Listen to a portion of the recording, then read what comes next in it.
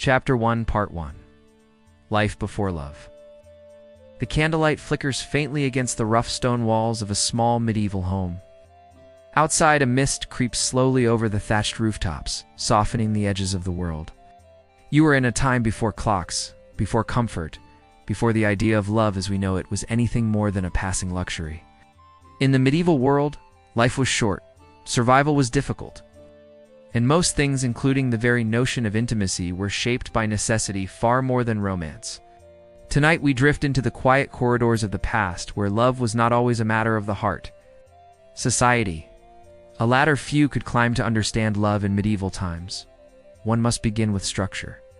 Life was built on tiers: the nobility, the clergy, and the peasantry. These roles were not fluid. You were born into one, and more often than not, you died within it.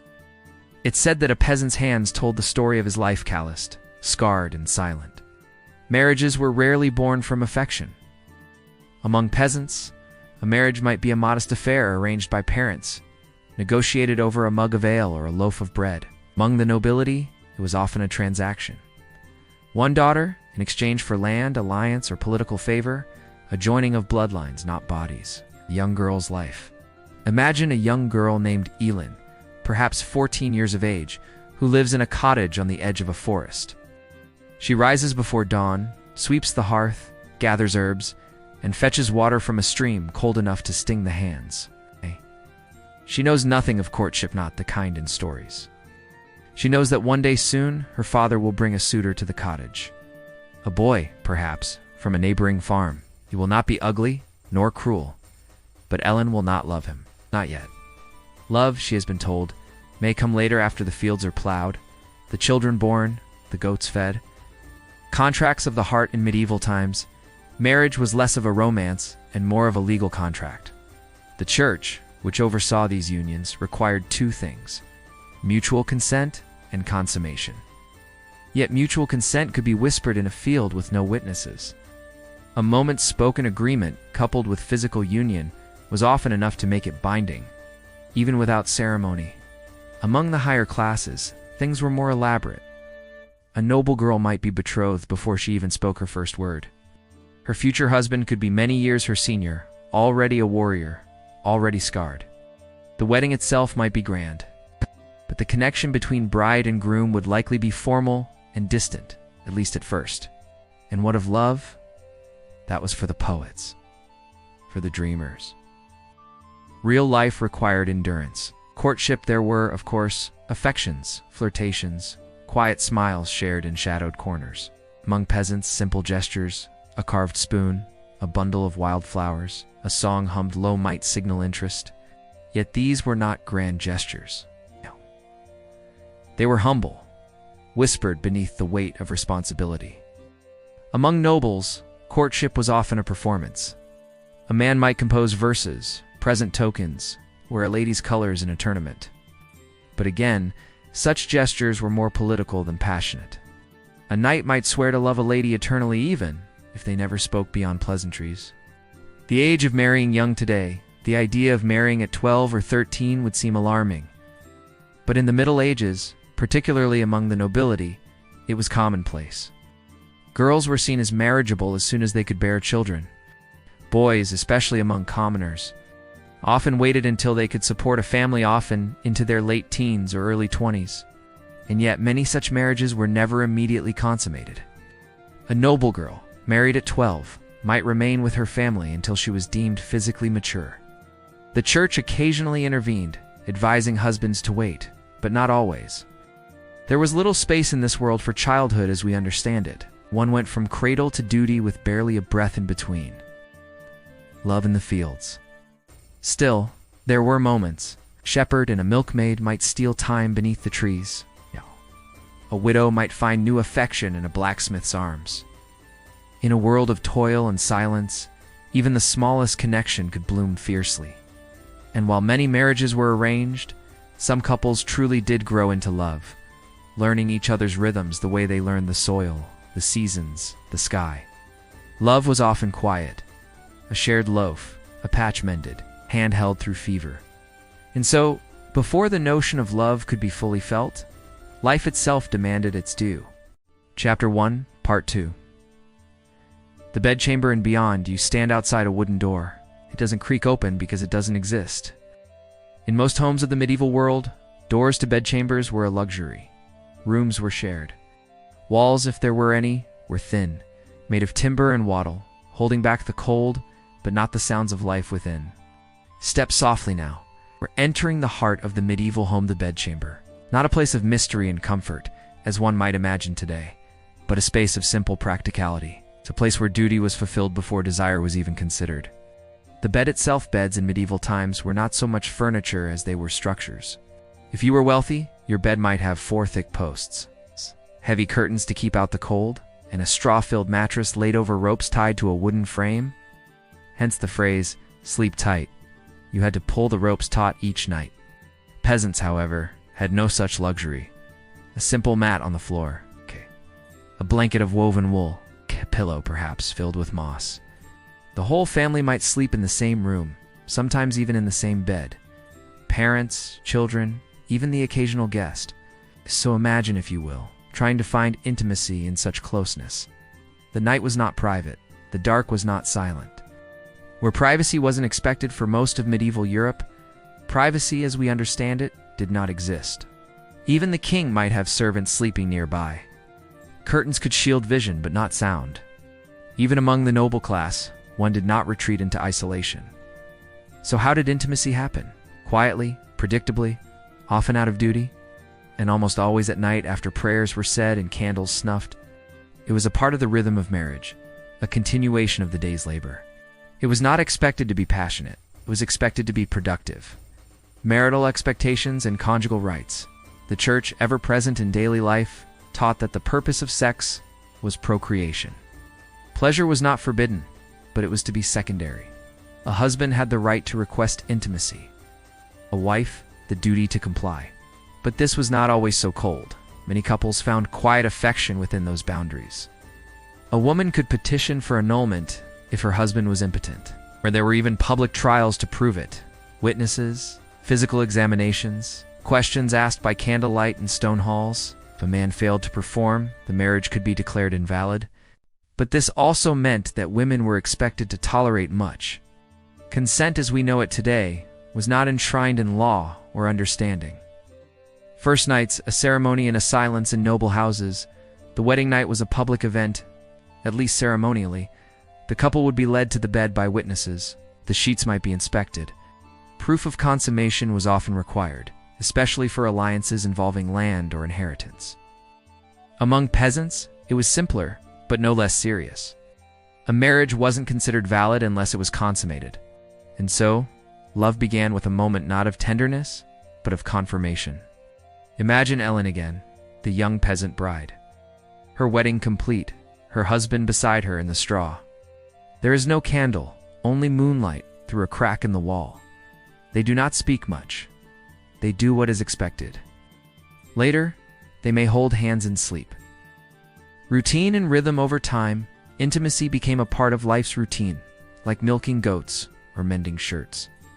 There were, of course, moments of genuine desire. And there were many more of quiet understanding, a gesture, a look, a shared silence beneath the woolen blanket. Frequency varied.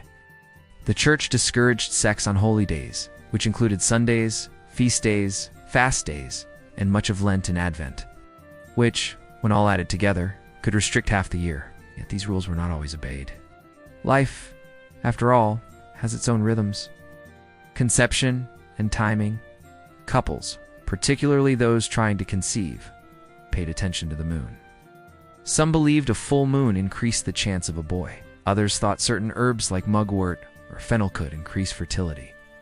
There was no understanding of ovulation, of course, but there were plenty of beliefs. Lie on your left side to conceive a girl, on your right for a boy, never bathe after, always faced east. Whether they worked was less important than the comfort they provided. When love grew in the quiet, not every union began in love, but many found it. Over time, couples learned each other's patterns. A husband might leave a bit of dried apple for his wife. A wife might stitch her husband's name into his tunic where no one would see. And in the stillness of the bedchamber, between the hush of winter winds and the distant tolling of a church bell, love might emerge not with fire, but with warmth, the warmth that endured. Chapter 1, Part 3. Between church bells and superstition, the bells ring slowly in the distance. One, then another, then silence. It is Sunday, and that means no intimacy today. The church, in its great wisdom, declared over 150 days of the year as unsuitable for marital relations. Sundays, feast days, saints' days, days of fasting, the night before communion, Lent, which stretched on like a slow winter. If you were to tally the permissible nights left to a medieval couple, the year suddenly seemed short. But rules were only part of the story. The medieval mind was equally shaped by fears older than Christianity. Superstitions ran deep. The church's iron grip. Let's begin with what the church taught. Sex was created by God but twisted by man. It was necessary for procreation, but dangerous if indulged in with too much passion. Even between husband and wife, it could become sinful if it stirred too much pleasure. Priests warned that lust even within marriage could darken the soul. To enjoy intimacy too much was a sign of spiritual weakness. It was acceptable, but only when restrained. Mechanical. Pure. Confessions were taken seriously. Men might confess to touching their wives too often. Women might weep over dreams they could not control. And priests, ever watchful, gave penance. Hail Marys, days of fasting, sometimes silence.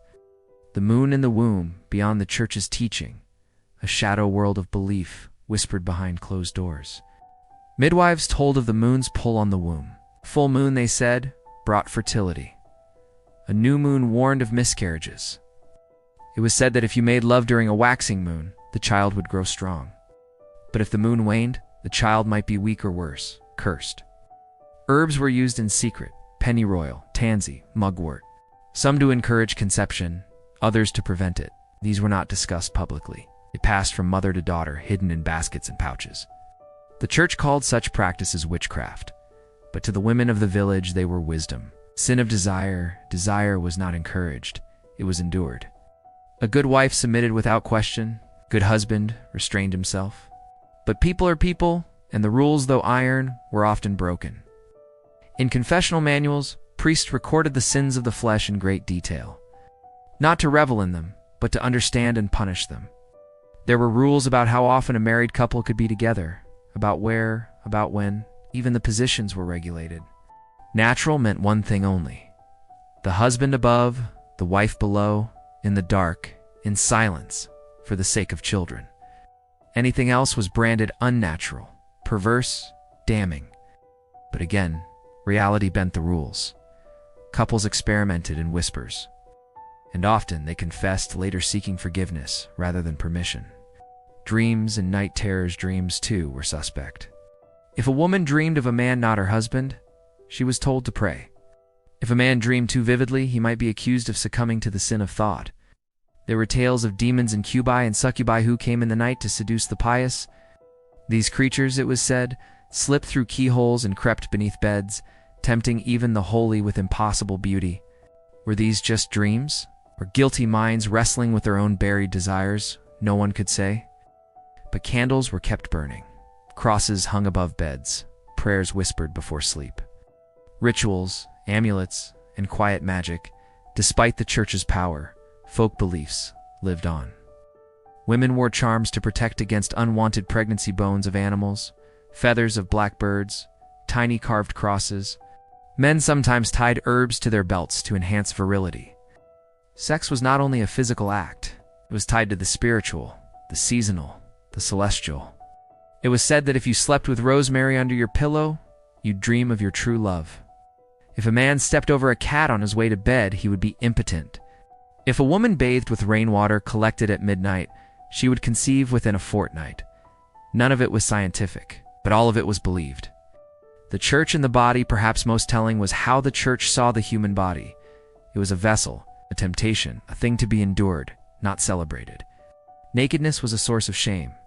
Many people bathed rarely, not just from lack of water, but because nakedness was spiritually dangerous. To be in love with someone's body was to risk your soul. And yet, people loved, quietly, clumsily, fiercely. They found beauty where they were told to feel shame. They laughed in bedchambers and kissed in the dark. They risked penance for the sake of closeness. And in the end, the rules bent but never broke completely. Chapter 1, Part 4. Medieval Romance Myths, Love in Armor. The invention of courtly love in the real medieval world. Love was bound in duty. Got you, bud. In the world of stories sung by troubadours, written by poets, whispered in gardens after prayer, it was something else entirely. They called it courtly love. A noble knight, devoted to his lord, would also pledge himself to a lady often married, often unreachable. He would swear to serve her, suffer for her, and seek no reward but her smile. He might compose poetry, fight in her name, or her colors in battle. This love was meant to remain unfulfilled. It was meant to hurt. It was love for love's sake. The troubadours in their tales. Traveling poets called troubadours carried these stories from castle to castle. They sang of Tristan and Isolde, of Lancelot and Guinevere, of lovers parted by duty, rank, and fate. Their songs were soft and slow, often performed by firelight or at feasts, when the lords had drunk their fill. Imagine the effect on a young lady of the court, married at 15 to a man twice her age. She hears a tale of a brave knight who loves from afar, who would die before dishonoring her name. Her cheeks flush, though no one notices in the candlelight. She knows her knight does not exist. But still, she dreams. The reality behind the stories in truth, courtly love was often just social theater. The lady had little power, but in this pretend world, she was adored. The knight had every advantage, but in this game, he humbled himself. It was a safe fantasy for both, so long as it remained fantasy. Occasionally, affairs bloomed from such pretense.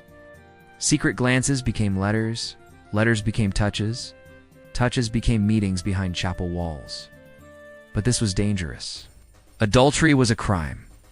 A woman caught in an affair could lose everything: her status, her children, even her life. So most kept their fantasies to ink and song. Magic and love potions, stories of romance also dabbled in magic. A woman might use a love potion to ensnare a knight. A knight might dream of a lady under a spell. Some potions were real mixtures of wine, herbs, and honey, designed to stir the heart or dull the mind. In the legend of Tristan and Isolde, a love potion accidentally consumed binds them in passion against their will. Their affair becomes their doom. Such tales reflected the tension between passion and punishment. The eternal pull between what the heart wants and what society forbids. Queens and courtiers at court, queens often played the role of the beloved lady. Kings were too busy ruling or too indifferent. Young courtiers, eager to rise, flattered and adored the queen with just enough restraint to stay within bounds. Eleanor of Aquitaine, a queen of France and England, was famous for her court of love. She gathered poets and nobles, hosted competitions in poetry and wit, and encouraged an atmosphere of refined flirtation. But even she knew the difference between stories and reality. She married for politics, she ruled for power, she dreamed in verse, letters of love. Few peasants wrote love letters, many could not write at all. But nobles and clergy left behind a wealth of correspondence, some tender, some tortured. A famous example is the letters of Say and Abelard, a nun and a philosopher whose forbidden love ended in tragedy. Their words, preserved for centuries, are filled with longing, intellect, and sorrow. In one letter, Say writes, "When I should be sighing for virtues, I am groaning for pleasures." Her heart, like so many, torn between what she desires and what her world demands. Love in secret, despite the rules, people found ways. Shepherd might meet a girl beneath the willows. A monk might speak too kindly to a widow who brought bread. A noblewoman might linger too long in the garden where her husband's squire sharpened his sword. These weren't courtly loves. They weren't sung in ballads, but they were real. They were whispered, rushed, deeply felt, and often they ended in silence. When romance fades into dust, most courtly love did not last. The night moved on, the lady aged. The poems yellowed with time. But the idea, the dream lived on. And in some cases, love did grow from these stories. A man and woman, drawn together by a shared song or secret, might find in each other something more enduring than fantasy. A quiet partnership, secret smile at dinner, was a warmth in winter that no story could quite capture. Chapter 1, Part 5. Hygiene, Health, and Heartbreak Cleanliness. Let's begin with bathing, or more accurately, the rare occurrence of it. In some regions, people did bathe more than we're often told. Public bathhouses existed in towns, and hot water was valued for health. But water was hard to heat, wood was expensive, and as time went on, especially after the Black Death, public bathing fell out of favor, blamed for spreading sin, if not disease. In most homes, people washed in basins with cloths. A full body wash might be reserved for special occasions like a wedding night. Perfumed oils, herbs like lavender and rosemary, or rose water were used by those who could afford them to mask the body's more natural odors. In poorer homes, sweat was the scent of labor, and earth the perfume of the living. Medicine, strange, hopeful, and often wronged the body in the medieval mind, was ruled by four humors: blood, phlegm, yellow bile, and black bile. Health was balance, illness was imbalance, and sex. It stirred the humors. Some believed too much sex weakened the body. Others believed it kept things flowing properly. Men were advised to keep excess seed in check. Women were sometimes told their wombs wandered when unfulfilled, a condition they called hysteria. Midwives, healers, and barber surgeons each had their own answers: leeching, purging, herbal baths, or amulets. Most didn't work. But some simple poultices, clean linens, gentle hands did help. In the Dark Ages, even a little tenderness could heal more than medicine.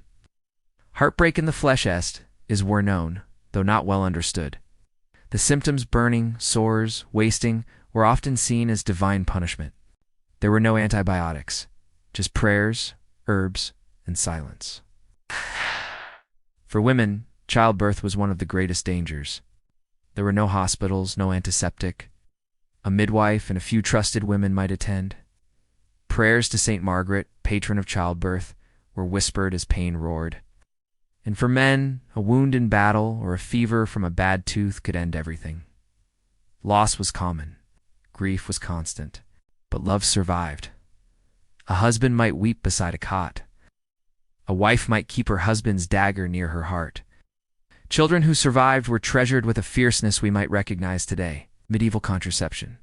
Contraceptive practices did exist, though rarely acknowledged by the church. Women used pessaries, herbal-soaked cloths inserted to prevent pregnancy. Others used teas made from pennyroyal or rue. Men sometimes used sheaths made from animal intestines, especially among sex workers. None were very effective. Most were passed down quietly. Knowledge was survival, but it was also taboo. In some regions, abstinence during breastfeeding was practiced as a natural method of spacing children.